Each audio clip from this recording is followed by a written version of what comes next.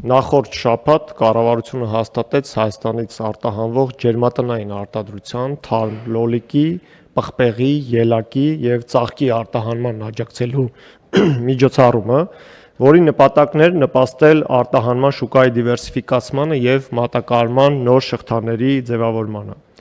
Այս համատեքստում սույն նախագծով առաջարկվում է հաստատել նույնաբովանդակ երկրորդ միջոցառումը ծիրանի, սալորի, կեռասի, հանքային ջրի, գինու և բրենդի արտահանումը խթանելու նպատակով։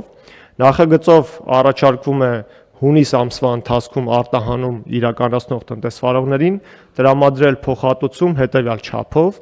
ծիրանի 1 կիլոգրամի համար 200 դրամ, սալորի, դեղցի և նեկտարինի յուրաքանչյուր 1 կիլոգրամի համար 250 դրամ, կեռասին 400 դրամ, շշալցված խաղողի գինու յուրաքանչյուր 1 լիտրի համար 350 դրամ, շշալցված բրենդի յուրաքանչյուր 1 բացարձակ լիտրի համար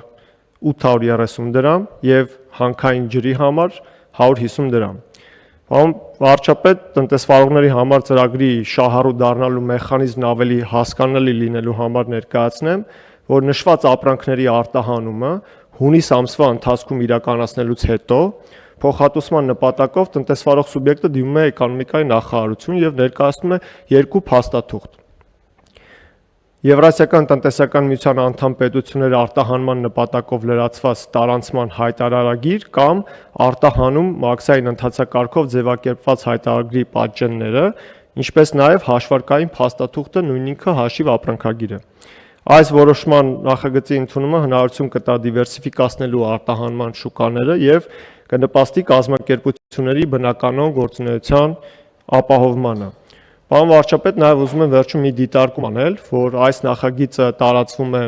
հունիսի 1-ից արտահանում իրականացված ապրանքների վրա, և քանի որ կառավարությունը նաև իր հանրային խոսքում նշել էր, որ նմանատիպ ծրագիր լինելու է, հունիսի 1-ից հետո իրականացվել են արտահանումներ, օրինակ բերեմ, այս ընթացքում արտահանվել է շուրջ 257 հազար կիլոգրամ կեռաս,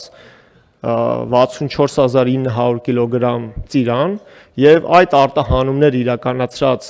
կազմակերպությունները նույնպես կարող են դիմել այս ծրագրին և ամսվա ավարտին ստանալ փոխհատուցում։